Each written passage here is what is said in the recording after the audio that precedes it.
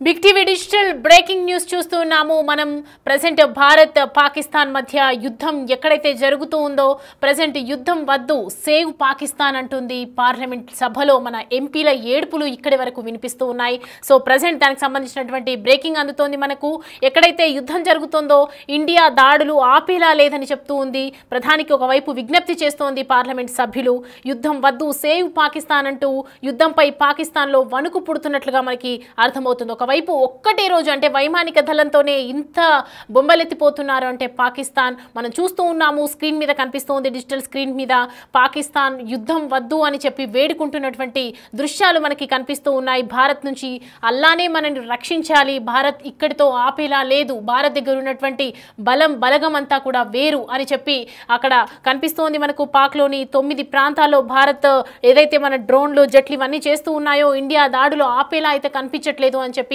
పార్లమెంట్లో సభ్యులందరూ కూడా ఎంపీలు ఏడుపులు కనిపిస్తూ ఉన్నాయి మనకి భారత్ దాడులతో పాక్ ప్రజల్లో భయాందోళన నెలకొంది ప్రజల నుంచి కూడా ప్రభుత్వానికి విన్నవించుకున్నటువంటి వార్తలు అందుతున్నాయి మనకు యుద్ధం వద్దంటూ పాక్ ప్రభుత్వమే ప్రజల నుంచి కూడా ఒత్తిడి వస్తోందన్నట్లుగా కనిపిస్తోంది పాక్ చర్యలను తప్పుపడుతోంది పౌరులు అక్కడ పాకిస్తాన్ పౌరులు భారత్ దాడులకు కనీస ప్రతిఘటన లేదంటూ సోషల్ మీడియాలో పాక్ పౌరుల వీడియోలు నెటిజన్స్ దగ్గర తెగ వైరల్ అవుతూ ఉన్నాయి యుద్ధంపై పాకిస్తాన్లో వణుకు పుడుతున్నట్టుగా కనిపిస్తోంది ప్రజెంట్ అయితే దౌత్యపరంగా ఏకాకి అయిందని చెప్పొచ్చు భారత్ ఆపరేషన్ సింధూర్తో పై చేయి సాధించిందని చెప్పొచ్చు అంటే ఒక్క రోజులోనే ఏదైతే ఒకటే రోజులో జరుగుతున్నటువంటి యుద్ధంతో అక్కడ పాకిస్తాన్ ప్రభుత్వం కావచ్చు పాకిస్తాన్ పౌరులు కావచ్చు అందరూ కూడా భయాందోళనలో ఉన్నారు మనని ఇంకా ఆ అల్లానే కాపాడాలి మన చేతిలో ఏమీ లేకుండా పోయింది అని చెప్పి అంటున్నారు అంటే ఒకవైపు పాకిస్తాన్ పౌరులు కూడా ఈ వార్తలు చెప్తూ ఉన్నారు ఒకవైపు వద్దు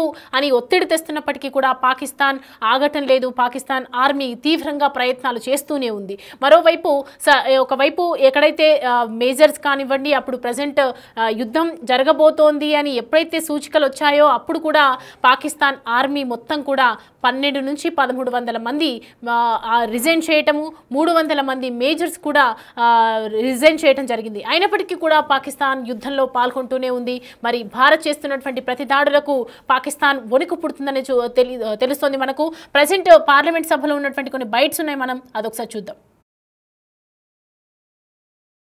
पाक इस मुल्क के हिफाजत फरमाएंगे दुनिया में जहां भी देखें शायद हमारी कमी है हम मजबूर हैं हम गुनाहगार हैं लेकिन रब्बे काबा हम तेरे हबीब के उम्मती हैं खुदा का वास्ता हमसे रहम का भला फरमा आप चले जाएं उधर फिलिस्तीन में चले जाएं कश्मीर में चले जाएं जहां भी जाएंगे मुसलमानों के साथ वो ऐसे रो रहा है जो हम सोच भी नहीं सकते हैं तो तू हमें माफ कर दे हम तेरे आगे सर झुकाते हैं माफी मांगते हैं नहीं इसमें दो राय नहीं है मौला कि हम बड़े गुनाहगार हैं लेकिन तेरी रहमत बहुत वसी है तू रहमत का एक जर्रा भी भेजेगा हमारी तरफ तो इंशाल्लाह हमारी कामयाबी होगी और दुआ करते हैं रब्बे काबा कि इस मुल्क की हिफाजत फरमा और हमें दुश्मनों पर जो है वो फकीर अता फरमा और हमें उनको सरनगू करने की ताकत अता फरमा मैं दुआ गो हूँ आर्म फोर्सेस के लिए पाकिस्तानियों के लिए कि अल्लाह पाक हम सब की हिफाजत फरमाए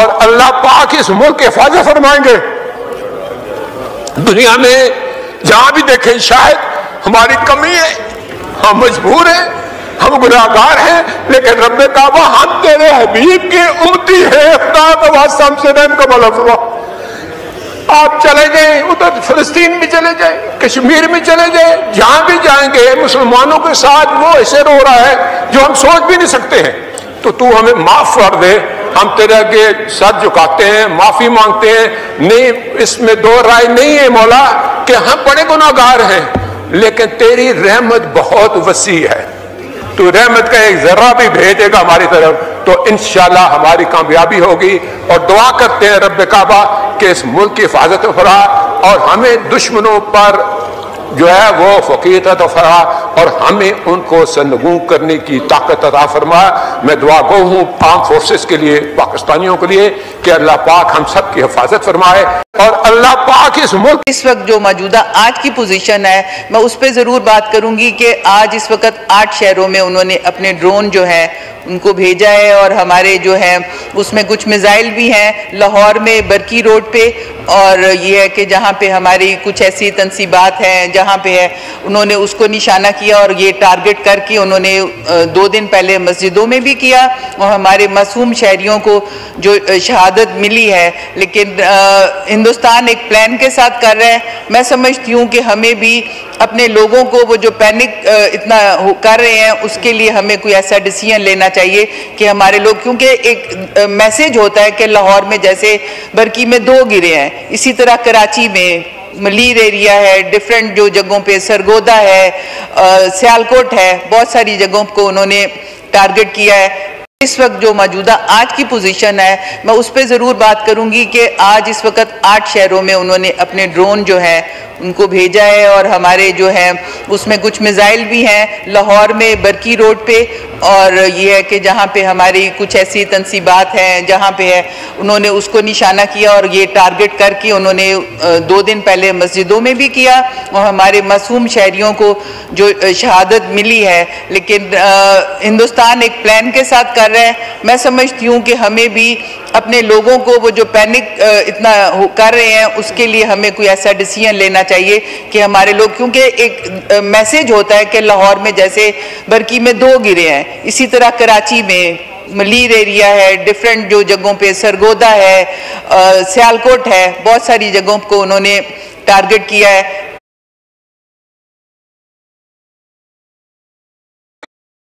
రైట్, చూస్తున్నాం కదా పార్లమెంట్లో సభ్యులు వేడుకుంటూ ఉన్నారు, యుద్ధం ఆపేయండి, యుద్ధం వద్దు, భారత్ ప్రతిఘటనలతో భారత్ని మనం ఎదుర్కోలేము అనే సిచ్యువేషన్లో పడింది ప్రస్తుతం. పాకిస్తాన్లో ఉన్నటువంటి పౌరుల నుంచి కూడా ఒత్తిడి మొదలైంది. అటు పార్లమెంట్ సభ్యులు కూడా మనని అల్లానే రక్షించాలి అంటూ వేడుకుంటున్నట్లుగా మనకి తెలుస్తోంది.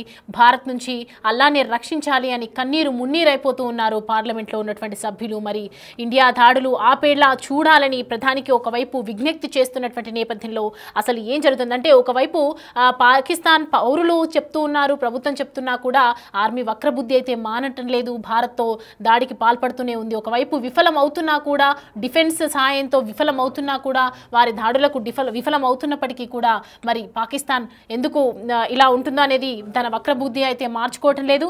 కశ్మీర్లో అశాంతి సృష్టించేందుకు పహల్గామ్లో పాక్ ఉగ్రవాదులు సృష్టించిన మారణ హోమాన్ని ప్రపంచం మొత్తం చూసింది. కానీ ఇప్పుడు పాక్ కౌంటర్గా భారత్ చేపట్టినటువంటి ఆపరేషన్ సింధూర్ని కూడా గ్లోబ్ మొత్తం గమనిస్తూ ఉంది. 9 ఉగ్రవాద స్థావరాలపై కూడా భారత దళాలు దాడి చేశాక పాక్ వీక్ అయిందని చెప్పొచ్చు. ఎందుకంటే ఇవాళ డ్రోన్లు సహాయంతో చేసినటువంటి దాడులు కూడా మనం చూసాము. ఉక్కిరి బుక్కిరి అయిపోతున్నటువంటి సిచ్యువేషన్. పైగా ప్రపంచ దేశాల మద్దతు కూడా మనకే ఉంది. ఉగ్రవాదం విషయంలో దేశంలో ప్రభుత్వం కూడా దృఢంగా ఉందని చెప్పుకోవచ్చు. అయితే వీటన్నింటికి మించి భారత ప్రజల సపోర్ట్ మనకి బలంగా ఉంది. సరిహద్దులో భారత దళాలు మాత్రమే కాదు, ఇండియా మొత్తం ఉగ్రవాదానికి వ్యతిరేకంగా నిలబడింది.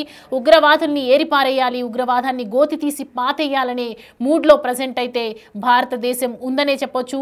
ఉగ్రవాదాన్ని అంతం చేసేందుకు ఇంతకంటే మంచి టైం లేదనే మనము గుర్తించాలి. అయితే కొడితే ఇప్పుడే బలంగా కొట్టేయాలని చూస్తోంది భారత్. ఒకవైపు అక్కడ కొన్ని పాకిస్తాన్లో మనం చేస్తున్నటువంటి దాడులకి పాకిస్తాన్లో వణికిపోతున్నారు ప్రజలు కూడా. కొంతమంది మాట్లాడినటువంటి బైట్స్ ఉన్నాయి మన దగ్గర, ఒకసారి చూద్దాం. अच्छा जी, अभी सिचुएशन हो गई है, कोई थोड़ा सा पैनिक मच गया and I am still at the Neelum Jhelum power plant and यहाँ से लोगों को जो है ना निकाला जा रहा है और बंकर में डाल रहे हैं. We are going inside a bunker which has been specially created by वापडा. पाकिस्तानी कौम का बहुत बड़ा मसला है. हम इमोशंस में आके ग्राउंड रियलिटीज को भूल जाते हैं. क्यों इस टाइम पाकिस्तान के एयर डिफेंस सिस्टम की क्रेडिबिलिटी पे बात नहीं हो रही. इंडिया बार बार मिसाइल फेंकता है और पाकिस्तान का एयर डिफेंस सिस्टम उसको ट्रैप नहीं कर पाता.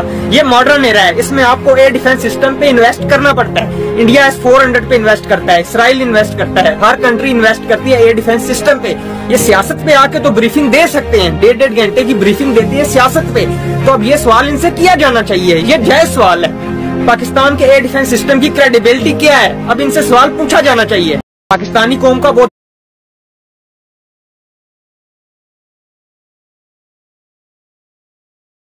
ఉన్నటువంటి సామాన్య ప్రజలు పౌరులు కూడా చెప్తున్నటువంటి మాట. ఇప్పటిపై యుద్ధం ఆపేయాలి, మనము పాకిస్తాన్ని, మన దేశాన్ని మనమే ప్రేమించుకోవాలి, మన దేశాన్ని మనమే సేవ్ చేసుకోవాలి అని చెప్పి పౌరుల గోడు వినిపిస్తూ ఉన్నారు. పౌరులు చెప్తున్నటువంటి మాట మాత్రం ప్రజెంట్ అయితే ఆర్మీ ఉగ్రవాదులు వినే పొజిషన్లో అయితే లేనట్టుగా కనిపిస్తోంది. ఒకవైపు పార్లమెంట్ సభ్యులు వేడుకుంటున్నారు, మరోవైపు పాకిస్తాన్లో ఉన్నటువంటి పౌరులు కూడా వేడుకుంటూ ఉన్నారు. సో ప్రజెంట్ భారత్ చేస్తున్నటువంటి ఆపరేషన్ సింధూర్లో మరి పాకిస్తాన్ ఎలాంటి చర్యలు తీసుకోబోతోంది? ఒకవైపు పాకిస్తాన్లో వణుకు పుడుతున్నటువంటి సిచ్యువేషన్. ఎలాగో ఆపరేషన్ సింధూర్తో ఉగ్ర స్థావరాలపై స్ట్రైక్స్ కూడా జరిగాయి. అలాగే పాక్లోని డిఫెన్స్ సిస్టమ్ పైన మన ఆర్మీ దాడులు కూడా చేసింది. సరిహద్దుల్లో ఉద్రిక్తతలు ఎలాగో ఉన్నాయి కాబట్టి ఉగ్రవాదాన్ని నాశనం చేసేందుకే ఇదే మంచి సమయం అనే విశ్లేషణలు కూడా మనకి వినిపిస్తున్నటువంటి నేపథ్యంలో భారత్ చేస్తున్నటువంటి దాడులు, ప్రతి దాడులకు పాకిస్తాన్ ఉక్కిరి బిక్కిరి అయిపోతుందని చెప్పొచ్చు. అందువల్ల ఇప్పుడే పాక్ ఆక్రమిత కాశ్మీర్ని భారత్ కంట్రోల్లోకి తెచ్చుకోవాలనే డిమాండ్లు కూడా వస్తున్నాయి. ఎందుకంటే ఉగ్రవాద శిబిరాలన్నీ పిఓకే నుంచి ఆపరేట్ చేస్తుంది. పాక్ ఉగ్రవాద కార్యకలాపాలన్నీ కూడా అక్కడి నుంచే నడుస్తున్నాయి. దీనికి సంబంధించి మరి పాకిస్తాన్ ఒకవైపు పౌరులు కూడా వేడుకుంటున్నారు, పార్లమెంట్ సభ్యులు కూడా వేడుకుంటున్నారు. మరి పాకిస్తాన్ వణికిపోతుందని మనకి అర్థమవుతోంది.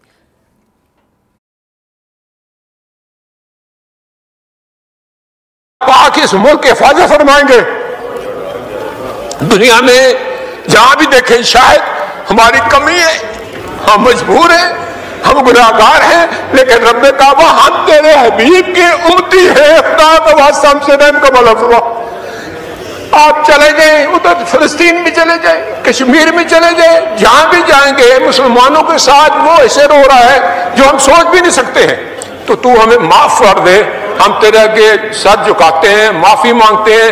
नहीं, इसमें दो राय नहीं है मौला कि हम बड़े गुनाहगार हैं, लेकिन तेरी रहमत बहुत वसी है। तू रहमत का एक जर्रा भी भेजेगा हमारी तरफ तो इंशाल्लाह हमारी कामयाबी होगी। और दुआ करते हैं रब काबा कि इस मुल्क की हिफाजत फरमा और हमें दुश्मनों पर जो है वो फकीर अता फरमा और हमें उनको सरनगू करने की ताकत अता फरमा। मैं दुआ गो हूँ आर्म फोर्सेस के लिए, पाकिस्तानियों के लिए कि अल्लाह पाक हम सब की हिफाजत फरमाए। और अल्लाह पाक इस वक्त जो मौजूदा आज की पोजीशन है मैं उस पर ज़रूर बात करूंगी कि आज इस वक्त 8 शहरों में उन्होंने अपने ड्रोन जो है उनको भेजा है और हमारे जो है उसमें कुछ मिसाइल भी हैं लाहौर में बरकी रोड पे। और ये है कि जहाँ पे हमारी कुछ ऐसी तनसीबात हैं जहाँ पे है उन्होंने उसको निशाना किया और ये टारगेट करके उन्होंने 2 दिन पहले मस्जिदों में भी किया और हमारे मासूम शहरियों को जो शहादत मिली है। लेकिन हिंदुस्तान एक प्लान के साथ कर रहा है। मैं समझती हूँ कि हमें भी अपने लोगों को वो जो पैनिक इतना कर रहे हैं उसके लिए हमें कोई ऐसा डिसीजन लेना चाहिए कि हमारे लोग, क्योंकि एक मैसेज होता है कि लाहौर में जैसे बरकी में 2 गिरे हैं, इसी तरह कराची में मलीर एरिया है, डिफरेंट जो जगहों पे सरगोदा है, सियालकोट है, बहुत सारी जगहों को उन्होंने टारगेट किया है।